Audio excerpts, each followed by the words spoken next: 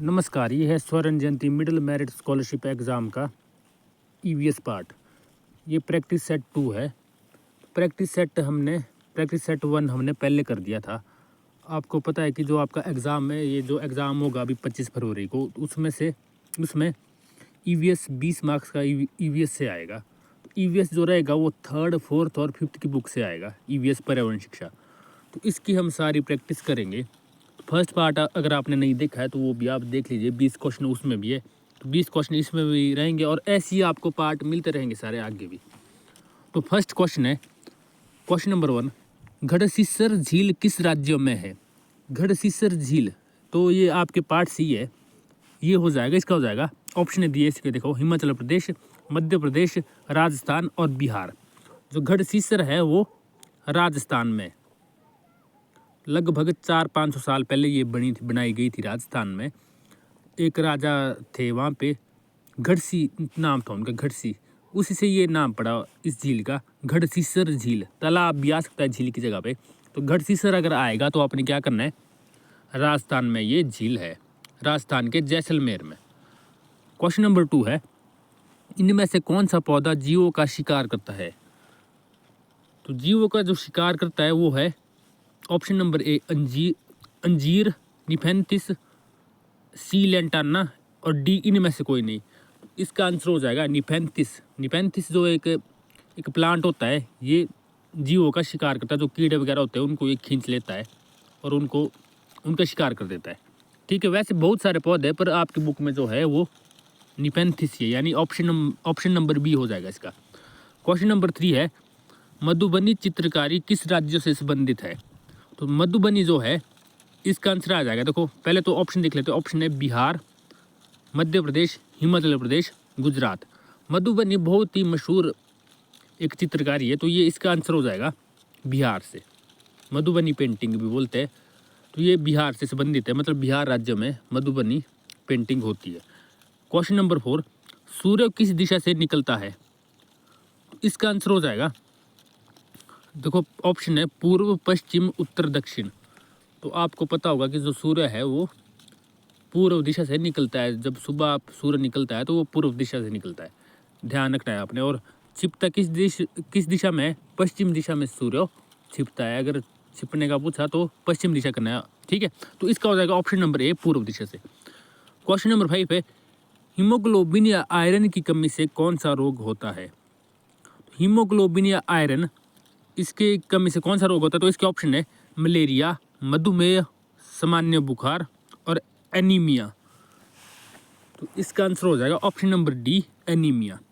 Haemoglobin या iron की कमी हो, आयरन मतलब लोहा, अगर आपके शरीर में हीमोग्लोबिन या लोहे की कमी है तो आपको एनीमिया हो जाता है, ठीक है, जिससे आपके शरीर में खून की कमी रहती है फिर। तो इसका आयरन की कमी से या हीमोग्लोबिन की कमी से एनीमिया रोग होता है। क्वेश्चन नंबर 6 है, मशहूर पश्मीना बकरी कहाँ पाई जाती है? जो पश्मीना बकरी है वो कहाँ पाई जाती है? तो इसका हो जाएगा, तो ऑप्शन नंबर ए है लद्दाख, मनाली, किन्नौर, सिक्किम। इसका हो जाएगा लद्दाख। आपने पढ़ा भी होगा, चांगपा लोग इन बकरियों को पालते हैं। और पश्मीना बकरी की ऊन से एक शॉल बनती है जो बहुत ही महंगी होती है और ये बहुत ही गर्म होती है, पतली सी होती है पर बहुत गर्म होती है। एक शॉल या एक स्वेटर इसका लगभग, जो हम नॉर्मल स्वेटर पहनते हैं, 6 स्वेटर के बराबर गर्मी देगा इसका पश्मीना शॉल का एक स्वेटर, जो ओरिजिनल होती है पश्मीना। ये लगभग जो बकरी पाई जाती है ये 5000 फीट की ऊंचाई पे, 5000 मीटर की ऊंचाई पे ये बकरी पाली जाती है, वहीं भी पलती है। टेम्परेचर बहुत कम होता है तो चांगपा लोग इनको पालते हैं, तो मतलब टफ कंडीशन होती है वहाँ पे, वहीं पे ये बकरी पाई जाती है, तो इसलिए इसकी ऊन भी बहुत महंगी होती है। और तो देखो एक स्वेटर इसका 6 स्वेटर के बराबर गर्मी देता है, तो आप सोच सकते हो कि कितनी महंगी होती है, ठीक है। तो इसका हो जाएगा option number A, Ladakh. Question number 7 है, भारत का संविधान तैयार करने का श्रेय किसे दिया जाता है? तो संविधान निर्माता कौन है भारत में? तो इसके ऑप्शन है A, Mahatma Gandhi, B, Jawaharlal Nehru, C, Bhimrao Ambedkar, D, Bhagat Singh. तो इसका आपको पता होना चाहिए, इसका हो जाएगा option number C Bhimrao Ambedkar इसका आंसर हो जाएगा। तो भीमराव अंबेडकर है वो, उनको संविधान निर्माता के रूप में जाना जाता है। उन्होंने संविधान बनाया था। संविधान का आपको थोड़ा बहुत पता होगा कि जिसमें हमारे अधिकार डिफाइन किए गए, उसमें सब कुछ बताया गया है कि कैसे लोकसभा बनेगी, कैसे राज्यसभा बनेगी, कैसे प्रधानमंत्री का चुनाव होगा, कैसे इलेक्शन होंगे, मतलब सब कुछ। ठीक है, तो क्वेश्चन नंबर 8 है, किस राज्य में झूम कृषि की जाती है? इसके ऑप्शन है फर्स्ट उत्तराखंड, सेकंड है बिहार, थर्ड है मिजोरम और डी है केरल। तो इसका हो जाएगा ऑप्शन क्वेश्चन नंबर 8 का ऑप्शन नंबर सी, मिजोरम में झूम कृषि की जाती है। झूम कृषि मतलब झूम एग्रीकल्चर जो है, इसमें क्या किया जाता है कि जो ये जनजातियाँ होती है वो क्या करते हैं, किसी जंगल में पेड़ पौधे काट लेते हैं, उनको जला लेते हैं, जो उनसे जो राख बनती है वही खाद का काम करती है और वहीं पे वो बीज छिड़क देते हैं। तो झूम कृषि इसी को ही बोला जाता है। जंगल को काट के पेड़ों को काट देते हैं, वो फिर उनको जला के जो राख बनती है उसी में की जाती है झूम कृषि। क्वेश्चन नंबर 9 है, अल बिरूनी किस देश का निवासी था? तो अल बिरूनी है ये, तो इसका ऑप्शन हो जाएगा, देखो पहला भारत, सेकंड है इसका श्रीलंका, सी है चीन और डी है उज्बेकिस्तान। तो इसका आंसर हो जाएगा ऑप्शन नंबर डी, उज्बेकिस्तान का निवासी था वो, भारत आया था वो। तो लगभग 1017 की, हाँ उस टाइम में ये भारत आया था, उसने भारत की संस्कृति के बारे में लिखा था। तो अल बिरूनी जो आएगा अगर आपको क्वेश्चन, तो इसका हो जाएगा आंसर ऑप्शन नंबर डी, ये उज्बेकिस्तान का निवासी था। क्वेश्चन नंबर 10 जो है, चांगपा लोगों की भाषा में लेखा का क्या अर्थ है? लेखा जो है, देखो जो पिछली वीडियो थी उसमें पूछा था मैंने रेबो का मतलब क्या होता है उनकी भाषा में? टेंट। और लेखा का अर्थ क्या होता है? इसका हो जाएगा बकरियों को रखने की जगह। ठीक है, इसमें 4 ऑप्शन दिए गए, इसमें से ऑप्शन नंबर बी हो जाएगा। जो बकरियों या पशुओं को रखने की जगह है उनकी, उसको बोलते हैं वो लेखा। ठीक है, क्वेश्चन नंबर 10 का हो जाएगा ऑप्शन नंबर बी। अब क्वेश्चन नंबर 11 है, पाचन रस द्वारा पेट में होने वाली पाचन क्रिया का पता किसने लगाया था? तो हमारे पेट में क्या होता है कि जो कोई चीज़ खाते हैं हम, तो उसमें जो पचता कैसे है, उसमें हमारे अंदर में पेट में पाचक रस होता है, जिसकी वजह से वो चीज़ जो हमारा खाना होता है वो पचता है पाचक रस की वजह से। ठीक है, तो इसका पता किसने लगाया था कि पाचक रस से हमारे शरीर में भोजन पचता है? इसका पता लगाया था, इसके ऑप्शन है देखो मार्टिन, बोमंट और रोनाल्ड रोस और मेंडल। तो इसका हो जाएगा ऑप्शन नंबर बी, बोमंट या ब्यूमेंट भी होता है कई जगह लिखा हुआ, तो बोमंट या ब्यूमेंट इसका आंसर हो जाएगा ऑप्शन नंबर बी। इन्होंने पता लगाया था कि जो उन्होंने क्या किया था कि उनके पास एक घायल सैनिक आया था जिसको गोली लगी थी, तो उनके जो पेट में गोली लगी थी, तो वहाँ से उसने क्या किया कि पाचक रस निकाला था उनके पेट से, जिस सैनिक में गोली लगी थी, और वो पाचक रस गिलास में डाला था। तो उन्होंने क्या किया था कि मछली के छोटे छोटे टुकड़े उसमें पाचक रस में डाले थे। तो कुछ टाइम बाद क्या हुआ कि वो सारे जो मछली के टुकड़े थे वो सारे उसमें घुल गए थे। उससे पता चला था कि जो ये पाचक रस है ये भोजन को पचाने का काम करता है। तो बाकी फूड है, बाकी जो खाना है, उन पे भी उन्होंने ये ट्राई किया था फिर। ठीक है, तो इसका हो जाएगा बोमोंट यानी ब्यूमेंट बोलते हैं इनको, option number B, question number 11 का।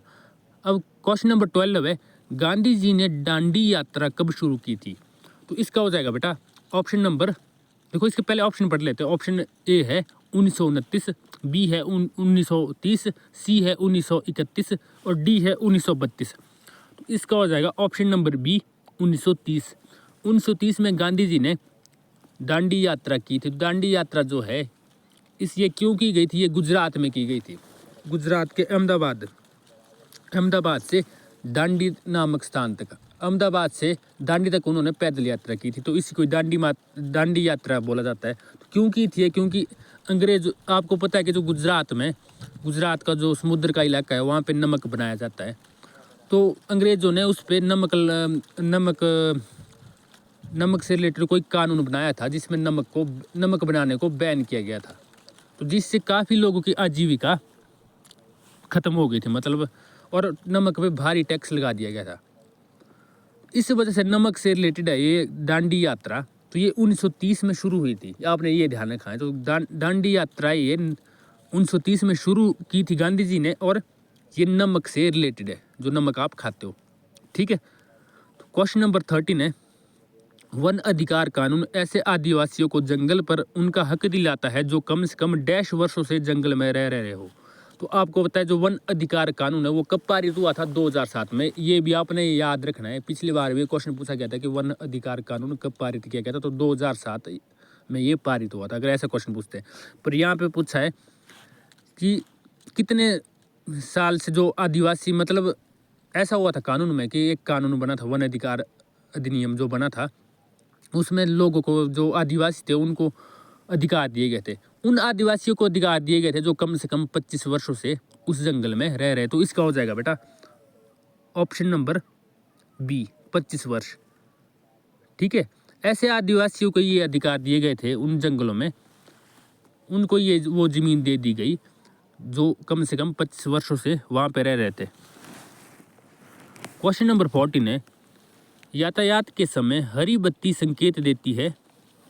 ऑप्शन नंबर ए है चलने का, ऑप्शन नंबर बी है रुकने का, और ऑप्शन नंबर सी है धीरे चलने का, और डी है सावधानी से चलने का। तो ये आपको पता होना चाहिए, इसका हो जाएगा चलने का। हरी बत्ती हमारे को चलने का संकेत देती है, और जो लाल बत्ती है वो रुकने का संकेत देती है। तो ट्रैफिक लाइट जब लाल बत्ती जलती है तब हमारे को रुकना पड़ता है, गाड़ी को रोकना पड़ता है।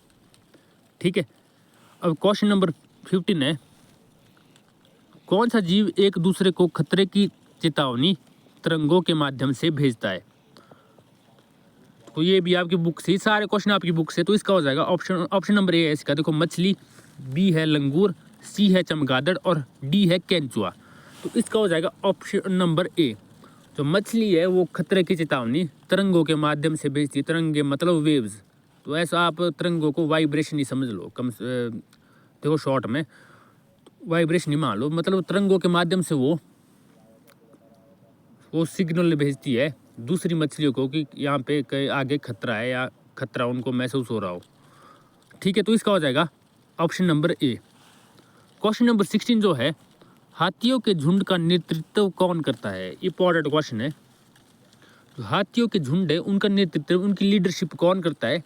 इसका ऑप्शन नंबर ए है सबसे बड़ा नर, ऑप्शन नंबर बी है सबसे बड़ी मादा, ऑप्शन नंबर सी है सबसे युवा हाथी, और डी है कोई भी, मतलब कोई भी हाथी। तो ये आपको पता होना चाहिए, क्वेश्चन ये 4th क्लास की ईवीएस की बुक से लिया गया है क्वेश्चन। तो इसका हो जाएगा ऑप्शन नंबर बी, सबसे बड़ी मादा। तो सबसे बड़ी मादा होती है ना, जो फीमेल हाथी होती है, वही उनका जो झुंड होता है उसकी लीडरशिप करती है, फीमेल हाथी जो होती है। ठीक है, तो सबसे बड़ी मादा मतलब जो सबसे बड़ी फीमेल होगी वहाँ पे, वही उनकी लीडरशिप करती है, नेतृत्व करती है, मतलब वही सबसे आगे चलती है। जब उनका झुंड चलता है तो वही सबसे आगे चलती है। ठीक है, तो इसका ऑप्शन नंबर बी होगा, ऑप्शन नंबर ए नहीं करना है। ठीक है, क्वेश्चन नंबर 17 है, मधुमक्खियाँ कौन से महीने अंडे देती है?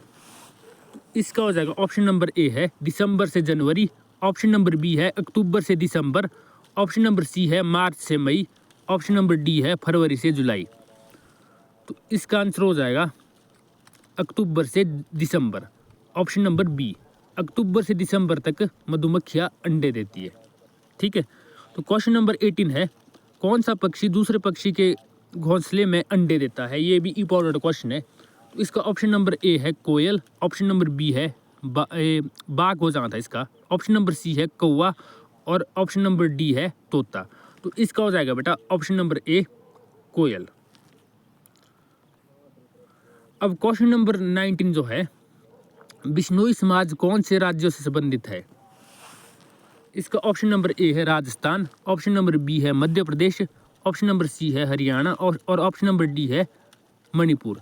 तो इसका हो जाएगा बेटा ऑप्शन नंबर ए राजस्थान। आपने सुना भी होगा बिश्नोई, बिश्नोई एक गैंग भी है, मतलब गुंडे भी है, जिन्होंने लॉरेंस बिश्नोई, जिन्होंने सिद्धू मूसेवाले की हत्या की थी, और जिन्होंने सलमान खान को भी मारने की धमकी दी है। तो बिश्नोई समाज उसी से ही है, वो बिश्नोई, इसलिए बोला जाता है उसको बिश्नोई। वो जो लॉरेंस बिश्नोई है वो बिश्नोई समाज से है। ये लोग हिरण की पूजा करते हैं, हिरण की पूजा करते हैं ना। तो सलमान खान की जो गाड़ी के नीचे जो हिरण आया था, हिरण मरे थे, उसी की वजह से लॉरेंस बिश्नोई ने सलमान खान को धमकी दी है कि तुम्हारे को मार दूंगा, क्योंकि उसने जो बिश्नोई समाज जो है वो हिरण की पूजा करता है। और एक्सीडेंट जो हुआ था सलमान खान का वो हिरणों से हुआ था, तो मतलब हिरण उसमें मारे गए थे, इसलिए उसने धमकी दी है लॉरेंस बिश्नोई ने सलमान खान को। ठीक है, अब क्वेश्चन नंबर 20 है, तो इसका हो जाएगा क्वेश्चन नंबर 19 का हो जाएगा राजस्थान में बिश्नोई समाज रहता है और ये हिरण की पूजा करते हैं। ये क्वेश्चन नंबर 20 है, नर हाथी कितने साल तक झुंड में रहता है? ऑप्शन नंबर ए है 10 साल, ऑप्शन नंबर बी है 15 साल, ऑप्शन नंबर सी है 5 साल, ऑप्शन नंबर डी है 20 साल। तो इसका हो जाएगा 15 साल। 15 साल तक नर हाथी अपने झुंड में रहता है। 15 साल होने पर वो अपने झुंड को छोड़ देता है और अकेला रहने लग जाता है। ठीक है, इसका हो जाएगा ऑप्शन नंबर बी। तो ये थे क्वेश्चन नंबर 20 तक हमने सारे कर दिए। तो आपने पहले वाली वीडियो भी देख लेनी, अगर वो नहीं देखी है तो तीसरा पार्ट भी, मतलब तीसरा प्रैक्टिस सेट भी जल्दी मिल जाएगा, 3-4 दिन बाद या 2-3 दिन बाद कोशिश करूँगा। तो अगर आपका कोई डाउट है तो आपने कमेंट करना है, या आपको पिछले साल का क्वेश्चन पेपर चाहिए तो वो भी आपको मिल जाएगा। आपको नंबर मेरा, आप मेरे को व्हाट्सएप कीजिए, नंबर मेरा कमेंट में मिल जाएगा, डिस्क्रिप्शन में मिल जाएगा। ठीक है, कोई भी डाउट हो आपका तो आप पूछ सकते हो। Thank you.